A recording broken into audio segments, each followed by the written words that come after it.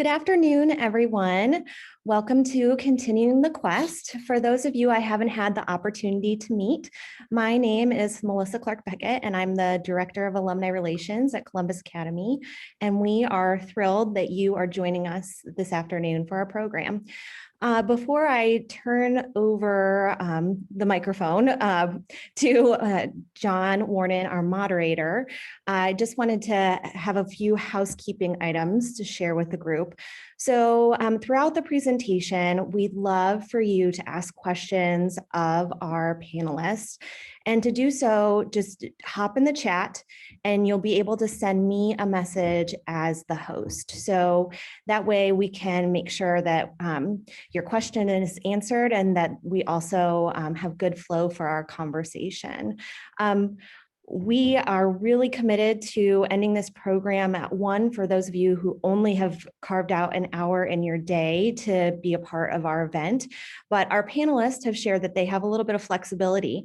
So if the conversation's continuing and you have the flexibility to stay on after 1, you're welcome to do so. If you have to get off the call right at 1 o'clock, please feel free to do that as well.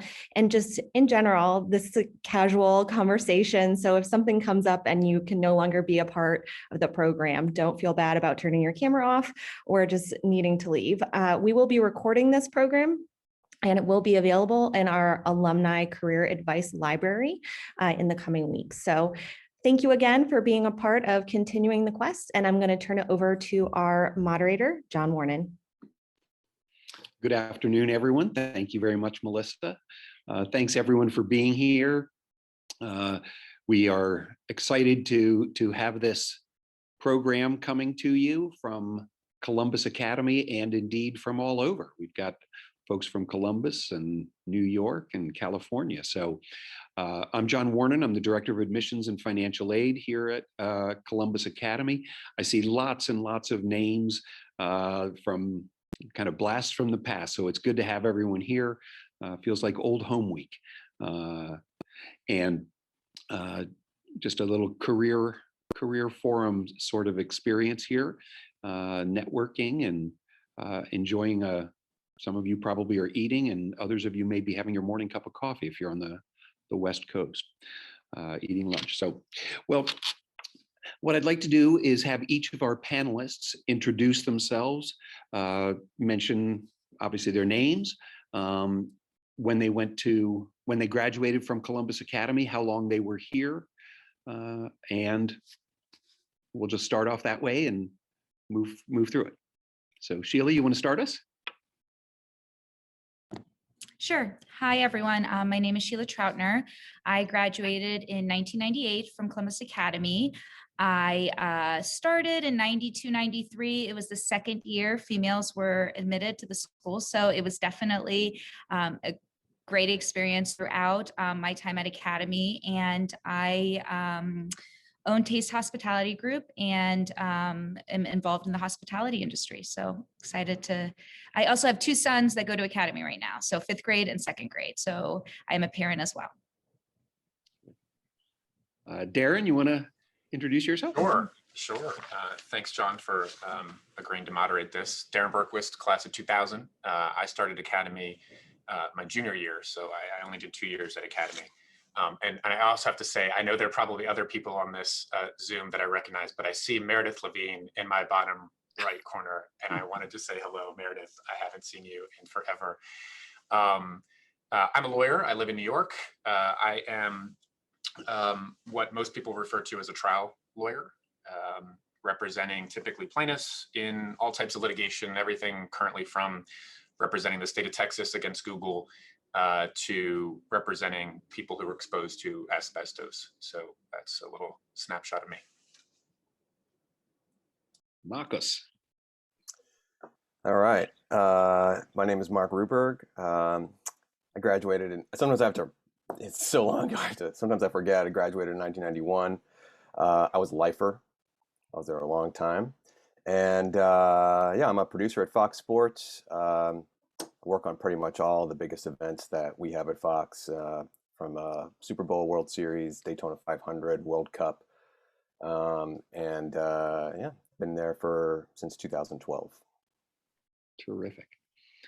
As you can tell, a wide range of experience, all, in a window of graduating classes from the early 90s to 2000. So the question that I'd like all of you to answer now, and Darron, you can start if you wouldn't mind. What attracted you to pursuing, in your case, the law, and little few steps along the way? How did that go? Sure. I'm probably one of the few lawyers out there who didn't know until I was a lawyer that I wanted to be a lawyer. So I went to the University of Kentucky for undergrad. I focused my education on engineering and marketing. When I left Kentucky, or when I was about to leave Kentucky, rather, none of the job offers that I had really excited me.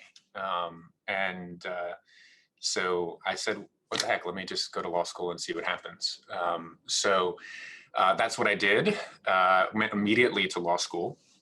Didn't do any work between graduating from Kentucky and going to law school. Very quickly learned that I was interested in litigation rather than transactional work. And I was super interested in patent law. I wanted to be a patent litigator. I took my first few intellectual property classes at law school. I hated them, and decided I wanted to do some other type of litigation. Loved my experience in law school, was very happy that I went there. It turned out that it was a perfect fit for what I wanted to do with my career. And when I graduated, I worked for a fairly large law firm in New Jersey that did all kinds of work. I worked in their litigation department doing primarily commercial litigation. And about 6 months into the job, they asked me to do some work for the asbestos team. And my first thought was, I didn't know that asbestos was still even a litigation. But it was, and it is. So I got sort of pulled into that. Really loved it. In that litigation, I got to represent people, individuals, which was very rewarding. And that sort of drove my path toward being a trial lawyer, being a plaintiff trial lawyer. So sort of the rest is history. Career path sort of encompassed different types of litigation, but typically always on the plaintiff side, from representing plaintiffs and corporations as plaintiffs to representing people who are dying from asbestos disease. I think I'm just one of the lucky ones. I love it. So my path was unintended, but I ended up at the right place. So.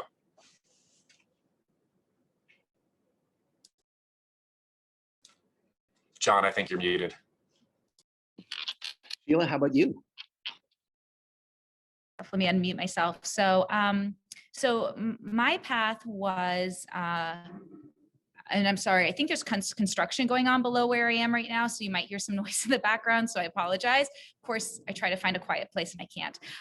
But for me, I focused in accounting in undergrad. I went to Emory University, got my business degree there, worked in accounting at a public accounting firm for a couple years down in Atlanta at Deloitte, and had a great career path, truly, but I truly didn't have any passion for it. I didn't enjoy what I was doing.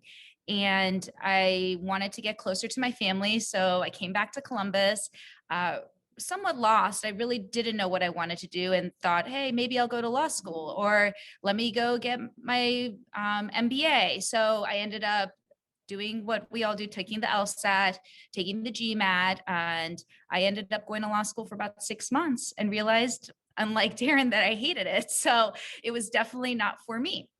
And at the time I was working some dabbling with my family. They're involved in real estate in Central Ohio. So I was getting some exposure to business, from there. But still, sometimes it just ends up being random or happens. How you end up where you are is based on, I don't want to say luck isn't the right word, but who you meet at the right time. So from my experience specifically, I ended up meeting a chef that we started talking about business plans. And this was prior to the 2008 recession we had. So I was able to go out and I took a risk, got some financing, we partnered up, opened a business. And then a couple years later, he wanted out of our arrangement. So we were doing well enough that I ended up buying him out of it. And from there, the rest of the businesses that have come online and have all been very organic, I would say, from my perspective. I haven't been structured in the growth of our business. It's really been, hey, the right opportunities come up at the right time for us. So that's been a little bit of how I've approached how I've gotten to where I am within our set of businesses. Not sure if the next question is going to apply to everyone, maybe no one, but love to know, Mark, maybe start with you here. Have you had any career-oriented failures along the way? Any missteps, anything that you end up needing to pivot as you go? And if so, what lessons have you learned? Yeah, I mean, well, I get the new question after I had already prepared my answer for the last one. So thank you for that. No, I'm good. I've had plenty of failures. I mean, my career path is very much a meander. If I was going to tell you what my path was, I'd say, how long do you have? In terms of career path, yeah, I mean, I didn't really know what I wanted to do, and I knew I wanted to do something creative. I think when I was in 7th grade, Bob Kirk's English class, I wrote an essay, saying that I wanted to be a guitar player among all things. I guess that's coming from someone who was a pretty serious academic. But I think when I eventually came out to LA, it's a very difficult place to succeed. A lot of people say that Hollywood is the place where dreams are made. I mean, I often say it's the place where dreams pretty much come to die. I mean, you see a lot of people. There's so many people who come out here and tell you that story about how they want to be an actor or a writer or a director or whatever the case may be, and most people don't make it. That's the real truth of it. And I definitely was very close to being one of those people. I think I wanted to be. I started out trying to be a writer, and had some success. At some point, I had a film with casting and money and stuff like that. And at the last minute, the producer decided that he wanted to be the director, and then everybody ran away and was like, "I'm not doing this." And I was at a pretty low point at that point. The company closed down, and I didn't really know what I was going to do. My daughter, I think, was either on the way or very soon, and I had no prospects at that point. Basically, I just sort of threw, I had to my wife helped me a lot, and I had to just kind of pick myself up out of it and keep trying to reinvent myself. And I ended up through a lot of networking and talking to people, getting a job in reality as a producer on Extreme Makeover Home Edition. That was like the first steps I went actually into producer, and I really enjoyed it. It was great. I mean, we were on the road building houses for people that were in a lot of trouble and needed help, and it was rewarding. And from there, I kind of segued into a lot of different things, eventually landing in sports. And so I think I'm not sure if that answers your question, but yeah, I mean, definitely, I would just say if you're not sure what's happening, or you're at a low point and maybe a failure or two, life continues, and you're going to keep going. You're going to wake up the next day, and the real question really is, what are you going to do? And as long as you keep taking action and keep chipping away, I think eventually you'll get somewhere. Great. Sheila, Darron, anything to add to that? Well, I can speak to the fact that since we're going through a pandemic and I'm in the hospitality industry, I would say that this has definitely been an unprecedented year for restaurants and events, and just having to really pivot and make tough decisions when in the state of Ohio, for those that don't live in Ohio, they shut down restaurants and in pretty much most of the economy in March, and we weren't able to reopen till late May. And when we were able to reopen, it was tough because obviously you're trying to make sure that you're taking in trying to make sure that you're abiding by all the safety guidelines and doing everything you're supposed to do. But at the same time,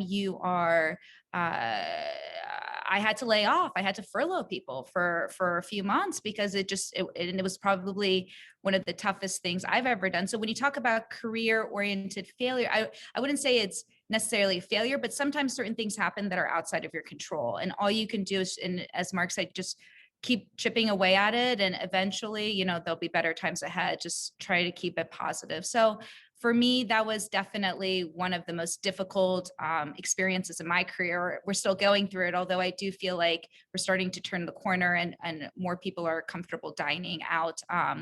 And some of the orders have, loosened a little bit in Ohio, but it definitely came out of the blue, and it's been really tough on the industry. So that's been something really difficult for my business this past year. Actually, Sheila, I remember seeing you on, I don't know if it was Channel 10 or NBC, Channel 4, early on, and you were being interviewed about the pandemic. Do you feel good about, I'm sorry, a little follow-up question here. Yeah. Do you feel good about how things appear to be going? Yeah. So one of the areas, and I'm sure this kind of falls into the networking component, is I've been really involved in the state restaurant industry for many years. So I sit on the board of directors. This past year, I actually took on being the president of the board of directors right before the pandemic happened. So of course, I was looking forward to having a platform to really advance some areas that I'm very passionate about, which is, women in the industry, their presence, ownership, because it is a very male-dominated industry. The hospitality industry has been for many years. I was really looking forward to having a great platform to really pursue some of these components within this board that I've been involved with. Well, of course, the pandemic happened, so we had to. So the focus of the board really shifted to advocacy and how do we make sure restaurants survive, because there's so many small business owners. I'm one of them, but there's thousands in the state that were on the verge of collapse. So we really pivoted. And so I've been really fortunate to be involved in a lot of the conversations. I may not always be leading them, but I'm in the loop, and that's been really helpful to my business. So when you go back to how do you make an impact in your career, in your industry, sometimes it's just getting involved in certain groups that you're interested in or that could help your career. So, and this has been one that really has, and it's helped me navigate this pandemic, frankly. Great, thanks. Darron, sorry to get back to you so late on the question. No worries. Career failures? Yeah, I would say, by my nature, I'm a bit of an introvert, and that's odd for somebody who's now a trial lawyer. But early on in my career, I think my biggest failure was to take advantage of uncomfortable opportunities that were given to me. So, for instance, when I first started out as a very, very junior lawyer, a lot of junior lawyers don't get an opportunity to try a case. I was given that opportunity, and I shied away from it like crazy. And I really regret that. There are other opportunities that I had to manage teams or manage projects, and I originally did not like the idea of managing people. It was uncomfortable to me, and so I guess my advice based on my sort of career-oriented failures was, go outside your comfort zone sometimes. I slowly did it, and now I love all of those things. I love managing my team. It can sometimes be a nightmare, but overall, it's a wonderful experience, and I love trying cases. So I wish I'd started doing it earlier. So advice is go outside your comfort zone, especially if you're a bit of an introvert, because it'll help you not be an introvert if that's the path you want to take. Great, thanks. Just a reminder, if you do have questions, please put them in the chat. Any questions for the panel? Melissa Clark Beckett, the Director of Alumni Relations, is going to be curating those questions for us. So feel free to populate that. Sheila, starting with you, because you're here locally, might be an easier question, softball. How do you cultivate and make use of your academy network connections? Have you cultivated any of those in your industry itself, or gone out? And after you respond, I'm going to ask everybody to little exercise. So Sheila? Well, I certainly think it's easier to cultivate the CA network in Central Ohio. I found that over the years, I mean, I've been here a long time, since I was 23, so about 17 years, close to 18 years. I've been in Central Ohio. I live 10 minutes from the school. My kids go to the school, so it's pretty easy to cultivate the CA network for me. Now, if you live outside of Central Ohio, I can understand how that is a little more challenging, specifically during this COVID era. But for me, I feel that anytime I meet someone that I didn't know went to CA, that wasn't in my immediate years preceding or after when I went there, there's always that level of kindness and just that connection and everyone who went there, like there is just something there with that. And I that's why I'm so appreciative to the alumni office and everything you all do, because there's a value associated with that. So when someone asks me the value of CA for me, it's not necessarily, and the education was great and had a great experience growing up, but ultimately I go back to the fact it's the relationships I've built post CA, and that's been most meaningful for me as an individual.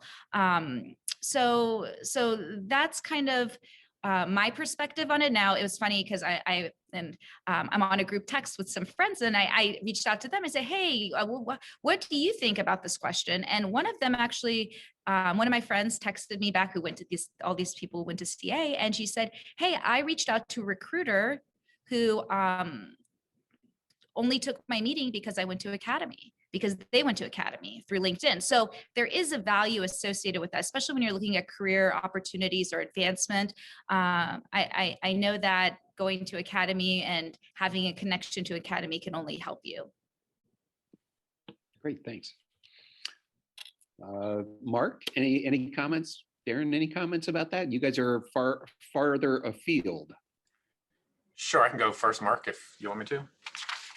Just, I'll say that, you know, and it's been a while because of COVID, but Academy has put together some sort of local alumni groups, and I've gone to a few in New York, and that is probably the extent to which I've utilized the Academy network. And you know, candidly, it was more just to kind of see people who I hadn't seen in a very long time, and sort of get to understand what some other Academy people are doing in New York, not so much to advance my career in some way. However, I will say you never know who you're going to run into.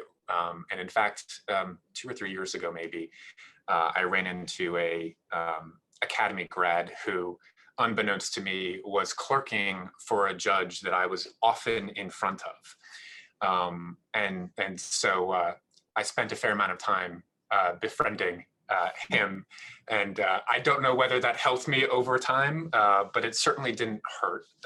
So that's my experience in CA networking. I would say that one of my regrets early on is not using it more.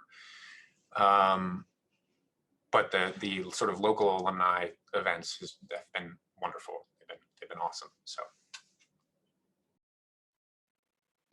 Yeah, I think you know, I think if you're going to work in sports and you're looking for you know, Academy alums to connect with, I'm pretty much it. So that I know of, at least. There was one other person, I think maybe I think she's since moved on into other areas, but you know, that doesn't mean that you can't use your network. I think in terms of like you know, utilizing, people who are secondary connections potentially outside of your industry certainly could be a viable option. In sports, a lot of times, we're trying to get things done. We're trying to get stories told. We need different access to people or things. And matter of fact, I've definitely reached out to people before. I mean, when I was in France for the Women's World Cup, we had to head over to. We were doing all these society and culture pieces, and that was my job. And so we go over to through a connection through Nike. We went to Moet to go film and talk about the Champagne region and what was going on there. Well, I didn't know anything about champagne making, but I did call one of my fellow alums, Todd Taylor, who is a very, very pretty major wine enthusiast who has lived in Europe for many years, and he gave me a whole rundown on like how champagne is made and what's important and what you need to know. And then when I went there, we had, I briefed my on-camera person with everything I knew, and then lo and behold, she's on camera asking these questions based on stuff that we talked about, and they were really impressed. So you can definitely use secondary sources. Another guy who was supposed to be on this call, Jim Garland, my classmate, I've called him about stuff. He's represented the NFL before, just to ask questions and learn things that you can do. So just because there might not be somebody who's an immediate step within your industry, there definitely is someone potentially who's a step away who might be able to help you. Well, and thinking of a step away, what little activity that I'd like everyone to do right now, anyone who's able to, as you look at your position on the screen, if you could play either the Brady Bunch game or the Hollywood Squares game, anyone who is is next to you, if you can quickly, we'll take a minute, if you can hop into your LinkedIn account and invite those people to be a link for you. So if you can do that, that'd be terrific. Meredith Levine, I want you to be my LinkedIn friend, please. I want everyone here to link to me. Actually, I routinely tell folks as they're graduating, I've been around long enough that I have quite a few LinkedIn people here. And so what you might want to be a LinkedIn friend of a link to me, because I go through routinely and try to just take any alum. I don't have many people outside the Columbus Academy network, frankly. Give you about 30 seconds more just to finish that task. And while that's going on, show you just while you're doing that, here's the senior quad for those of you who remember such things.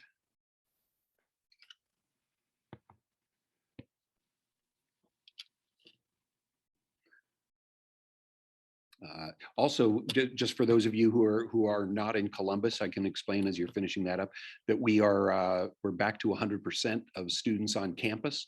We were at 100%. We've been at 100% for the lower school, middle and upper schools. We're at 50% for a while after Thanksgiving, and then we've just reopened everything up. So,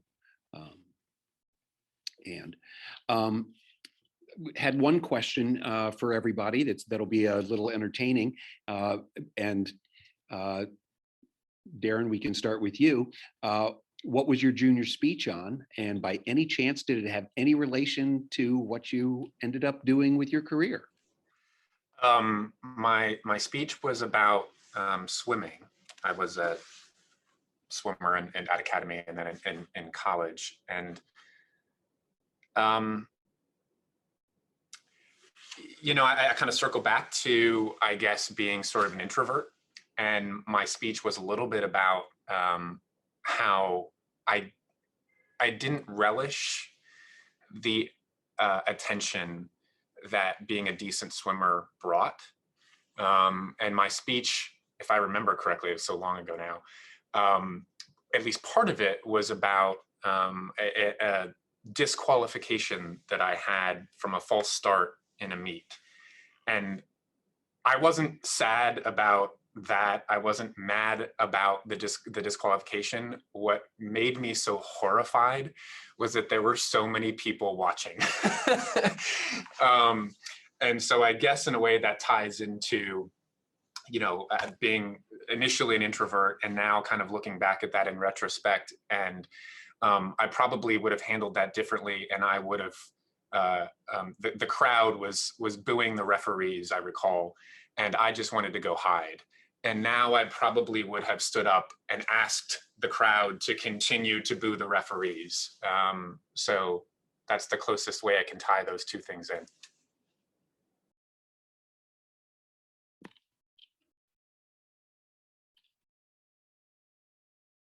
Mark, any comment about your junior speech?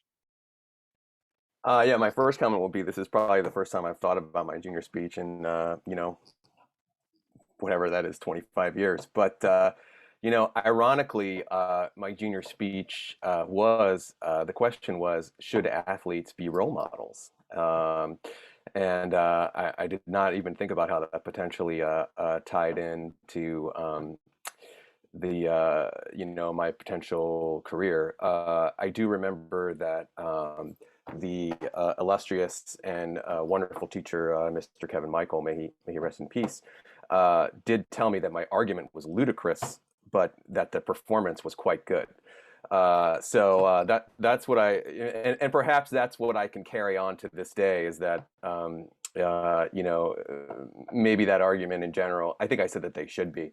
Now that I've met a lot of them, I still think actually that they probably should be, and it's not really your choice to do that. And but yeah, it's interesting that it did actually tie into my future career, although I hadn't thought about it until this very moment.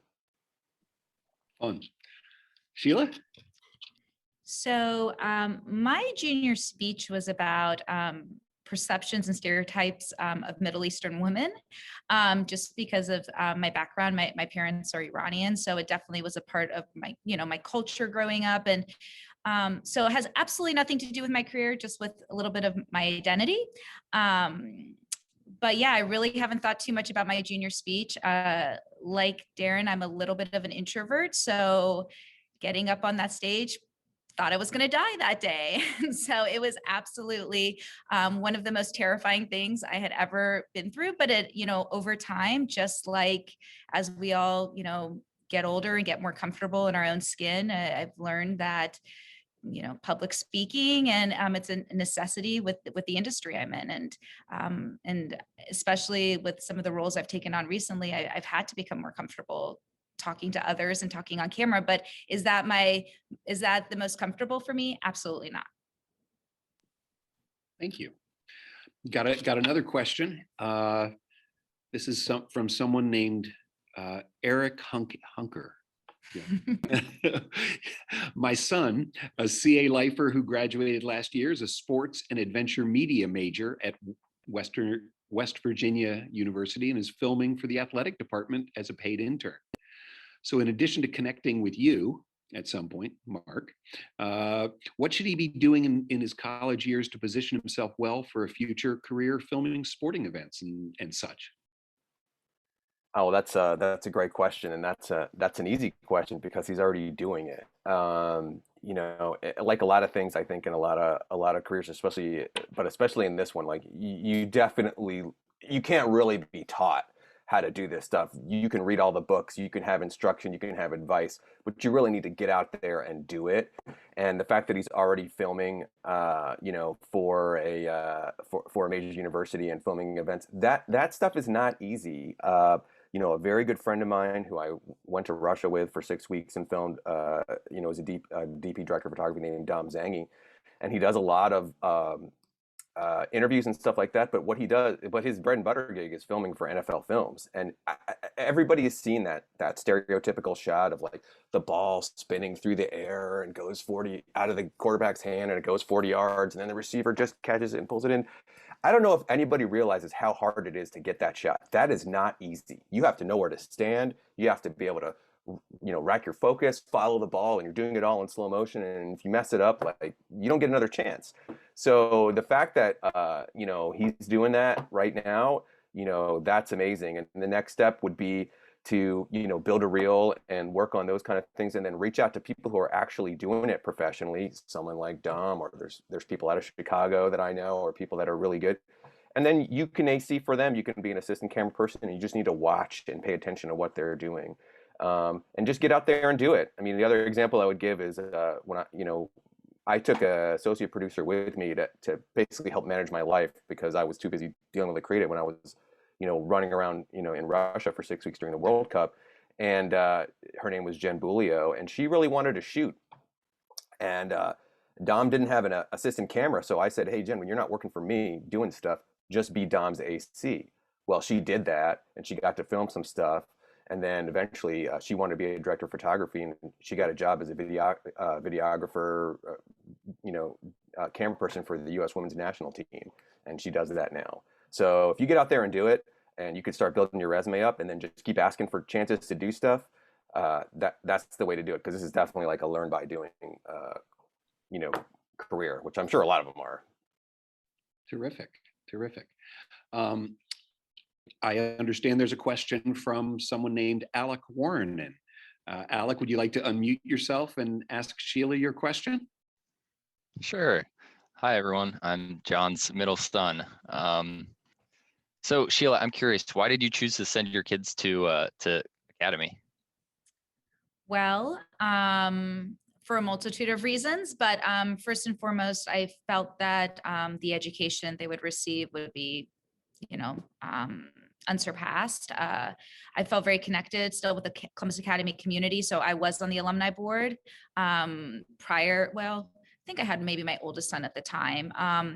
But I never went through lower school at Academy. I came in 7th grade, and that was definitely an adjustment for me. So as any parent looking out, wanting the best for your kids and giving them the same opportunities, if not better than what I was provided by my family, I wanted to give them that option. Well, they didn't really have a choice in it, but definitely wanted them to have that same opportunities I had. And so far we've had a fabulous experience. It's been interesting seeing my kids grow up through the lower school experience, because I never had that myself. Great, thank you. Thanks.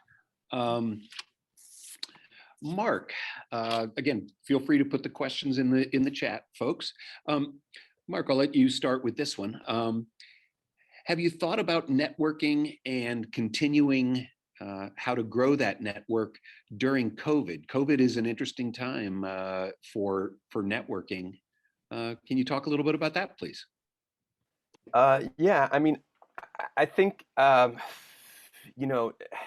people have seen, there's been a lot of talk about the disadvantages, but there are some advantages to COVID. I mean, for networking situations, as horrible as that may seem, this is obviously, I'm not trying to put a spin on it. Obviously, this is a horrible pandemic, and people have gone through a lot. But in terms of you can try to turn it into a positive if you have the ability to do so, even in the darkest times. And so in this particular case, I think a lot of things like this type of environment, or reaching out through social media, LinkedIn, all that kind of stuff. I mean, I think people sort of realize that, like, that's kind of what you have at this point. And so it's a little bit more acceptable to do these kind of things, and actually try to work with that. So I feel like that's been beneficial. I mean, I think in some cases, my supervisor, a guy named Bill Richards, who's the head of all studio production for Fox. I mean, he's way up there, and he has to have 75 people reporting to him. So a lot of times getting time to talk to him was really hard. You had to like come by his office or try to find him or whatever, and you get like 15 or 30 seconds, whatever. But I think because of the pandemic, we've had to talk a lot more directly, just on the phone or for more time, because he can't just be like, hey, passing in the hallway, send me a cut of that piece, and then that's all you get. So I think in some ways, you can realize that, these sort of outlets are more viable potentially at this time. and take advantage of that at this time to do so. I mean, the final thing I would say is, like, in preparation for the 2022 Men's World Cup, I've been trying to reach out to, we have a lot of players obviously on the men's team that are playing all over the world and for different clubs, and some of them are pretty big clubs. And one of the things we often try to do is get free footage from the clubs who are, people like, Eric Hunker's son are out there filming stuff. They have good content. And so I've been just through social media or email, reaching out to people at these clubs, whether that's Juventus or Borussia Dortmund or whoever the case may be, and just saying, hey, I'm going to be running features and post-production for the 2022 World Cup, and you've got some of our best U.S. men's players. So, hey, let's start talking now, so that when it gets closer to the time, and maybe I need something from you, or you might need something from me, we can get that conversation going. So I would just say, take advantage of the fact that you don't have to meet face to face now, and you can't, and so try to turn that into a plus if you can. Before I turn it over to the other two of you, one follow up there, Mark. How about for we've got a number of younger alums on the call, or maybe people have changed positions recently. How about for those folks who are joining a firm for the first time during COVID? So they might be working from home. They might, how about networking in the office as well? You talked a little bit about it, but do you have any advice for someone who's new at a spot who doesn't know exactly how to insert themselves? It's not quite as easy. Yeah, I would say, for me, it's like people reach out and stuff all the time. Especially if sports, there's all kinds of different positions you can have. And the one that I've eventually ended up with, where you're actually going out there and meeting athletes face to face and telling stories or traveling around the world. Like, a lot of people want to do that. But I would say that the ones that do your research, the ones that I respond to, or when I get people to respond to me, it's like they actually know something, or they say something in their email. It's not just like, hey, I want to talk to you because I want to do what you do. It might be like, hey, I want to talk to you and I want to do what you do. And by the way, I'm a huge Ohio State fan. I grew up in Columbus and our seats were here and we did that. And I'm going to respond to that person because I'm going to be like, oh, they looked me up.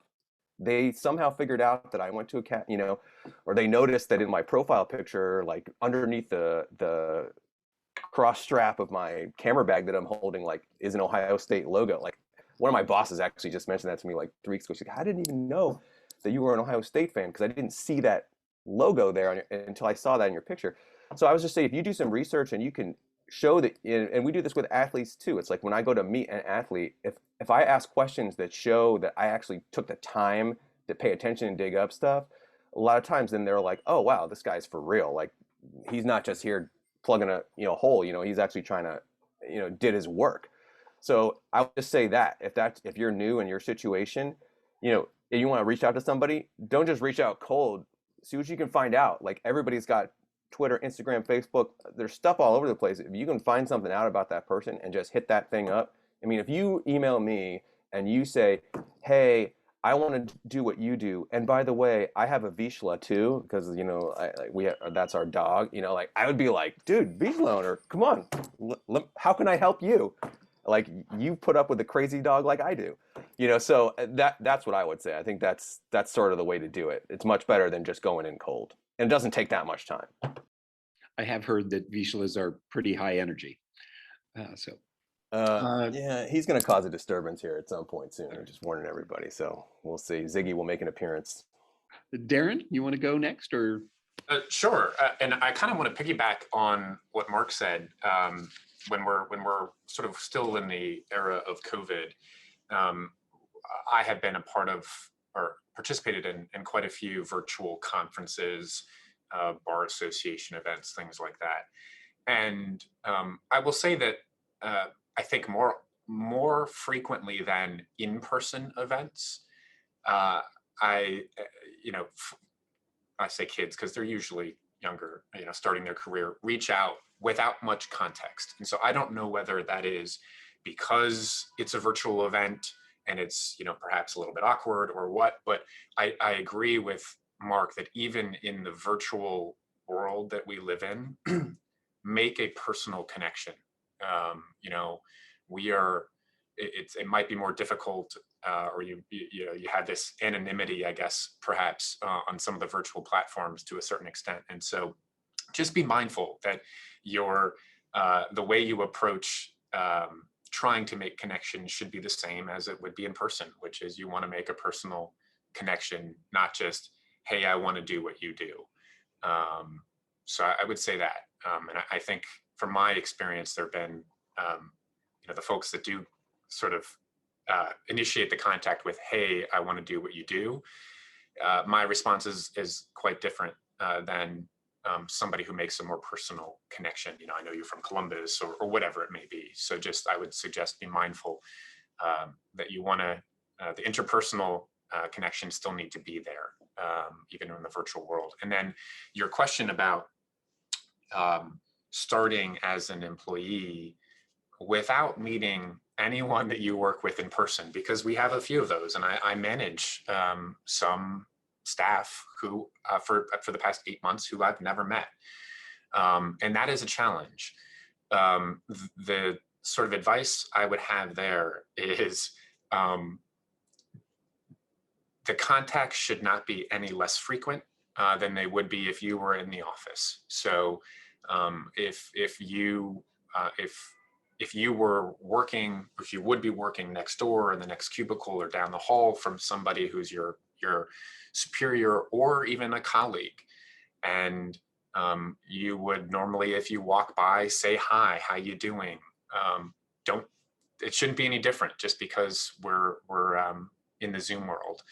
And I encourage my staff to, as much as they can, just Zoom me and just check in, you know, how you doing?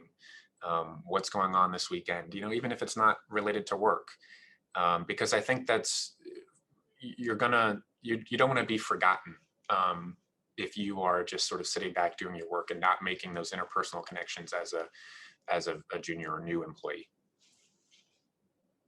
Great, thank you. Sheila, you get to go last on a question. So my industry is a little different. Obviously, we're seeing each other in person, so we're not really seeing as much of some of the challenges some of these other industries have. What I will say is what I've personally experienced through this with networking during the COVID era is that I've actually found that it's a better opportunity to build strong relationships because, for example, and I was just trying to think of an instance recently, and it's not necessarily career oriented, but I went to Emory for my undergrad.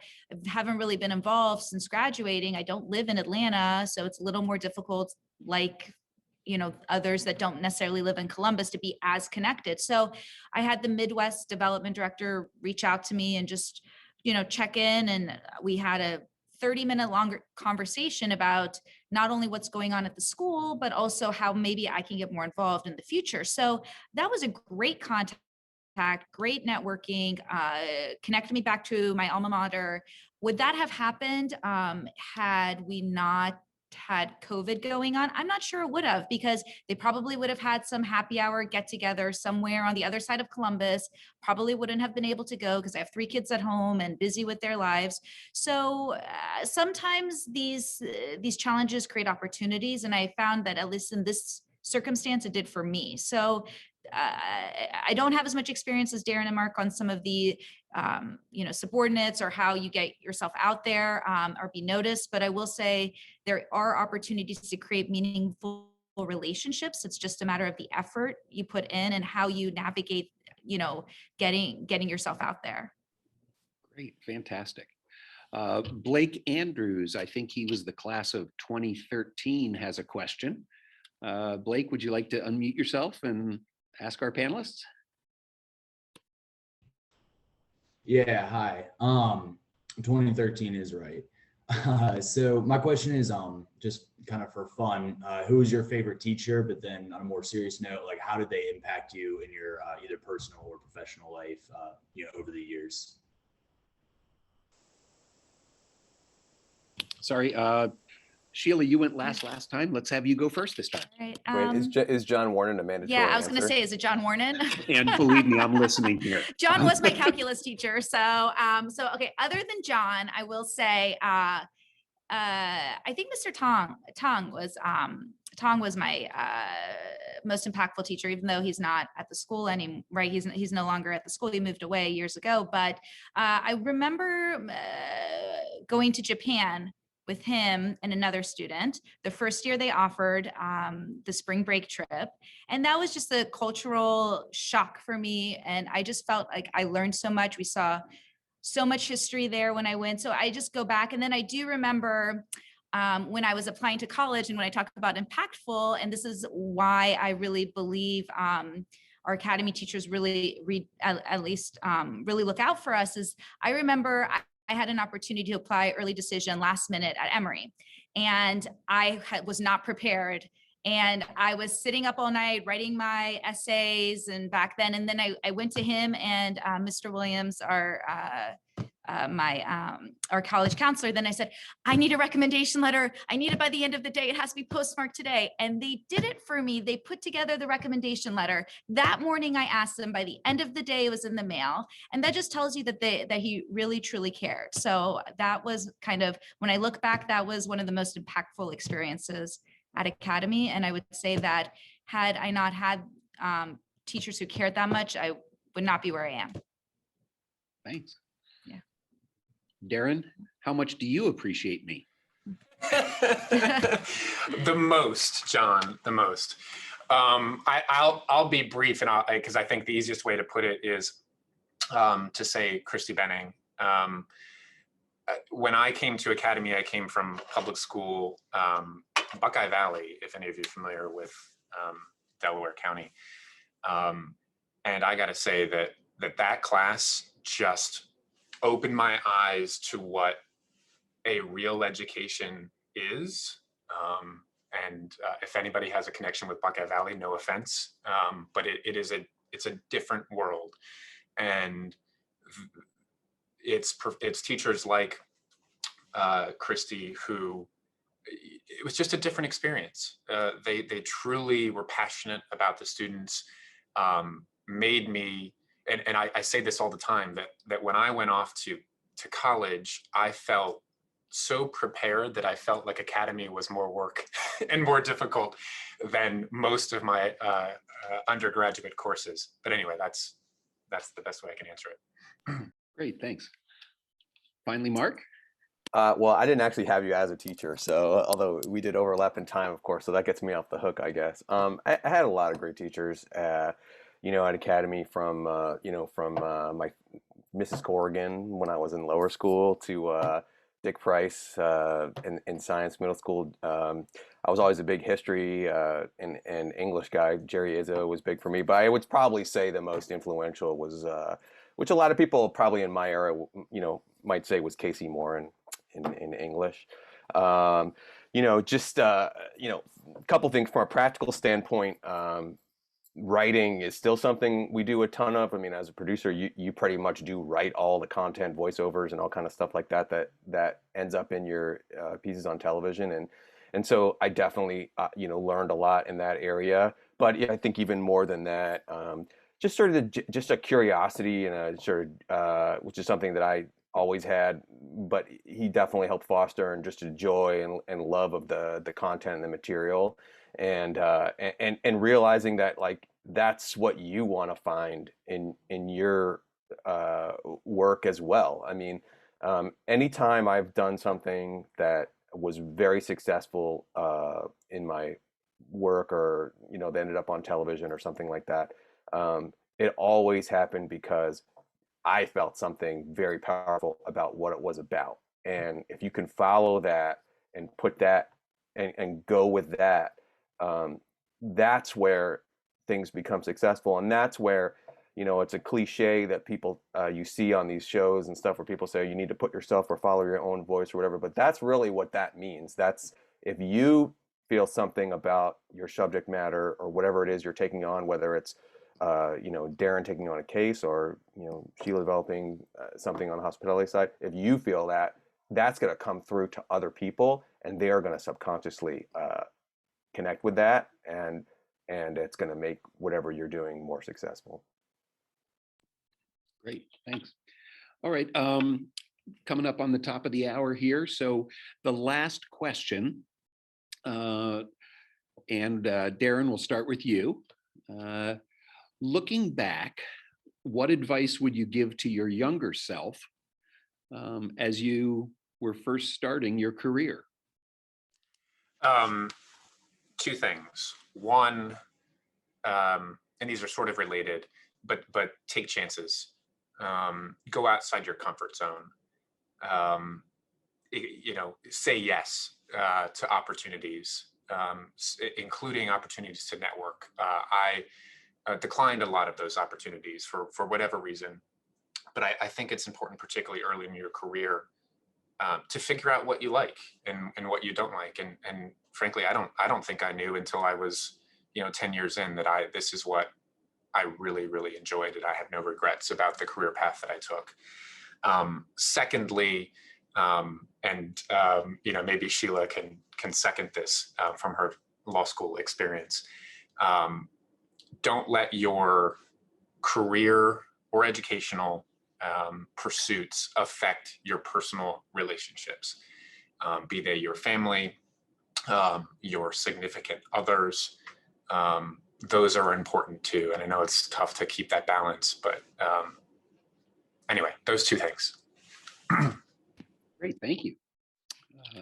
Mark, do you want to go? Sure. I mean, if I was going to go back and speak to my former self, I think, or it's not my former self, I guess myself in a previous iteration, I would say, you are the reason for your success. And what I would mean by that would be, it's not the preparation, it's not the knowledge, it's not, it's not connections, it's not this. It's actually what you can do, and the stuff that's inside you as an individual that can make you successful. And what I learned that was the first time I went overseas to produce some stuff in the FIFA Confederations Cup. We had this big whole plan about like, hey, we're gonna write all these scripts and get up in advance and all this stuff. And anytime you get in one of those crazy tournaments, things get nuts. And then all of a sudden, like, you show up at a place. I showed up at the Mariinsky Ballet in St. Petersburg. I can't remember. And because we were able to get in that day, it was a change of schedule, and we had nothing. We had no script, we had no ideas, we had nothing. And the whole crew looks at me and they go, "Okay, what are we doing?" And I was like, "Give me a minute."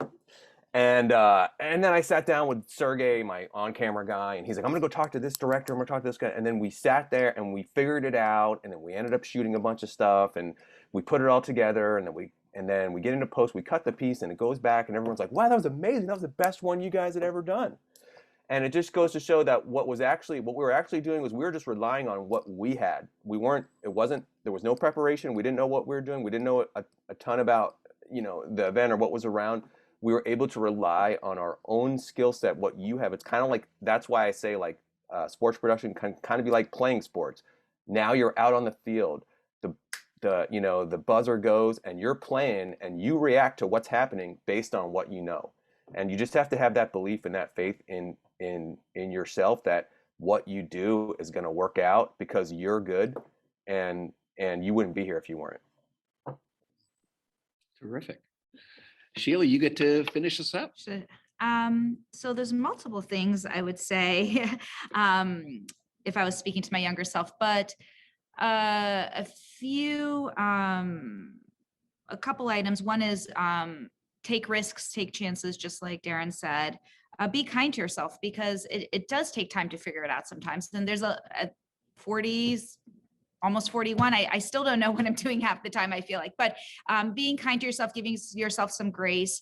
But ultimately, I felt that for me, finding a mentor, it doesn't necessarily have to be a parent, but a mentor to help guide you. I mean, especially in the industry, if you're looking at this from a career-oriented standpoint, especially in the industry you're interested in or want to progress in, I think they've been around the block. They know, they have experience. So, use that to your advantage as a person. I feel like I have someone I go to that is very experienced in the restaurant industry. Anytime I have a question, I'm unsure of myself. I don't know what the right direction is for me to go in. I call him and get his opinion, and he's really been someone I've leaned on over the years. So having a mentor or someone you can go to, I think is really helpful.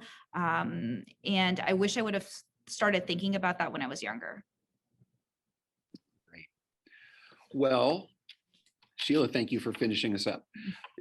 All three panelists, thank you very much. I really appreciate your helping everybody, your willingness to put yourself out there, and so everybody, thank you very much for joining us today.